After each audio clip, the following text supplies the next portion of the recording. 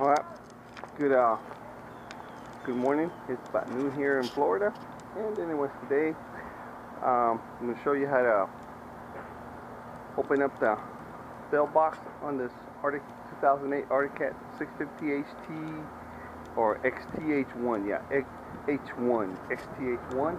Anyways, I'm sure you've seen, if you haven't seen some of my videos that I've been doing some work to. Bought this about a month and a half ago. Needed a lot of work, and pretty much we're down to a home position or home plate, whatever you want to call it. Took it out for a ride here a couple of days ago, and it did pretty good. However, there's still a lot of stuff that needs to be done, like the parking brake. Still, yeah, you hear the aircraft bugs. The military is doing some flybys and I guess practicing something. I don't know what it is, but they're annoying. Anyways, I still need to figure out the parking brake, why it's not engaging. Bearing up front and some little knickknacks. But today, what we're going to be doing is opening up the belt box and inspecting the belt. Now, this thing's been running this belt forever and ever and ever. It's been sitting in the barn for about 2 years or so. So I'm sure that belt is a little on the worn side. I don't have a new one yet because we're getting ready to just inspect it. If I need a new one, I'll go ahead and order one at that time. But we're going to open up the box. Anyways, we don't need a lot of tools here. We just need a couple ratchets, a couple screws, and we're going to need a lot of patience.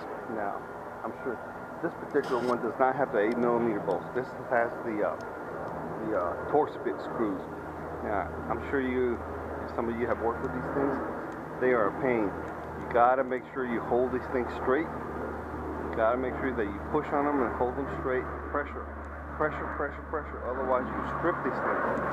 They are extremely annoying because if you haven't taken these things out in a while, oh man, you're gonna have problems. But anyways, hopefully they will all come out in one piece. And once they do, when we come back again, I'll show you a little trick. So if you ever have to open this bell box again, you'll never have that problem.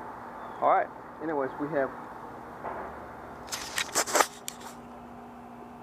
all these screws going around.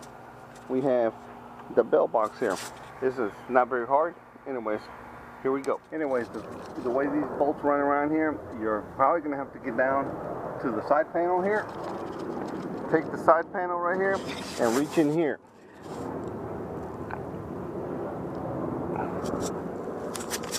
I don't know if the camera can get you in there because there's not a lot of light. But anyways, underneath, there's a bunch of bolts that you have to come in down here and get down. So, you're going to get there. Anyways, ladies and gentlemen, this is what we're after right here. There's about 16 of them. Can't remember the exact count. But anyways, they're all the same size. So you don't have to pay particular attention to where they go because they're all the same size. Also, here we go. Belt box.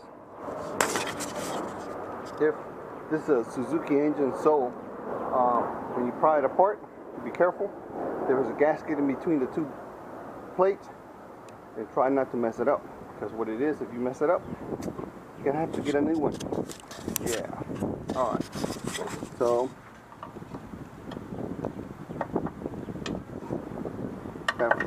gotta find a place to.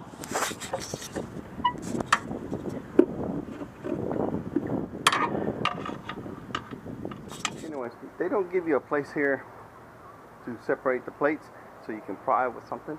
So what it is, give yourself one of these non-marring hammers, mallets, I should say. No, don't get a metal mallet. No, come on. You could get one of these little suckers. Awesome little jobs. You just do it.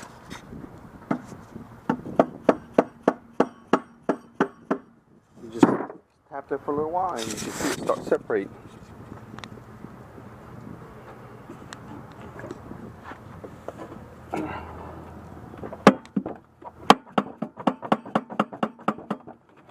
Now, you can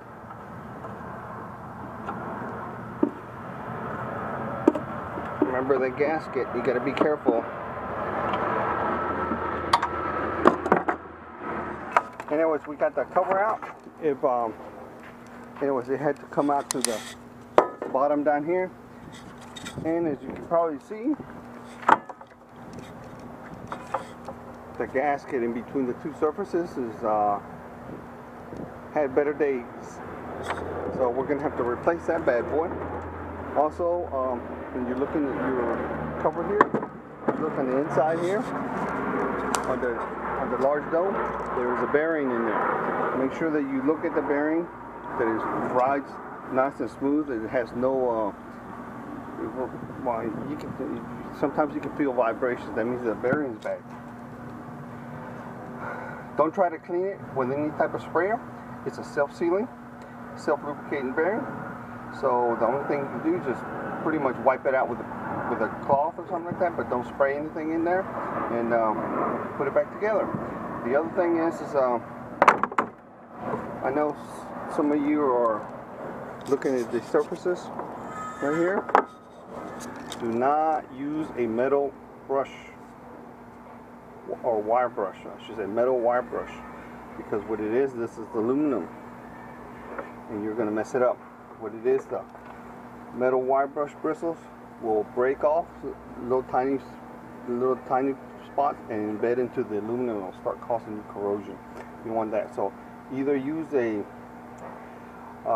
Scotch-Brite type pad or a brass or a copper brush, and it will clean just as well, and it will keep you from getting some corrosion there, and it will keep you working a long time.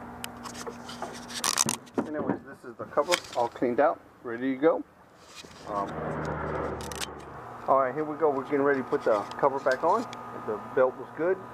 There was no breaks on it. There was no cracks. Actually, the belt looks fairly new, so apparently somebody has already replaced this belt not too long ago. But anyways, the cover, normally it comes with a gasket or a rubber O-ring. This one comes with a gasket. The gasket was destroyed on the way out, and I'm not going to put a gasket back on because the thing's a pain, and you constantly have to replace this, and I don't have another one.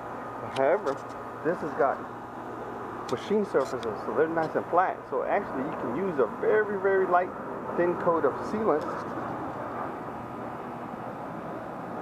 and it will do the same job. The reason you use a very light coat and thin is because if you ever have to take it off, you don't have to pry real hard and bend the cover or something like that. So you just use it real thin. Also pay particular attention on the pins right here, because if you don't put any sealant around the bottom of those pins, it's going to leak through there, and if you're going through water, stuff like that, that's going to be bad. So anyways, here we go. We're getting ready to put it in. Down here, we've got to go back through the bottom through here, and we gotta wiggle it in there somehow and get it in there and work it, and then it'll go right in. All right, here I was going to show you. Anyways, first of all, let's start out with this. The cover is on. The screws, most of the screws are in there. However, I was going to show you, I told you earlier, I was going to show you something to keep these screws from being hard to get out next time. And what it is get yourself some of this stuff right here. In fact, you know what? Since you're going to be doing a lot of work on your rig, on your ride and stuff like this, you might as well go get yourself some anti-seize and make it a habit that any time a screw or bolt comes out that is outside the engine and water or mud is going to get to it, before you put it back on, put a little bit of anti-seize on the threads. Down the road is going to make a big difference for you. You will be getting away from strip bolts, strip screws, stuff like this. Very easy. I'm telling you, this makes your life a lot easier. Anyways, all you do is, you don't have to get a lot. You just get a little bit. That's actually a whole too much. Put some on the tip of the screw. Put it in. I've already did the rest of them, so I don't. You don't have to sit there and watch all that stuff. And the other thing is, let me run this now. I saved the screw for the last so I can show you. Now, a lot of times you might be changing the belt out in the woods, and I know, like most, I don't know about you guys, but I don't carry a torque wrench with me.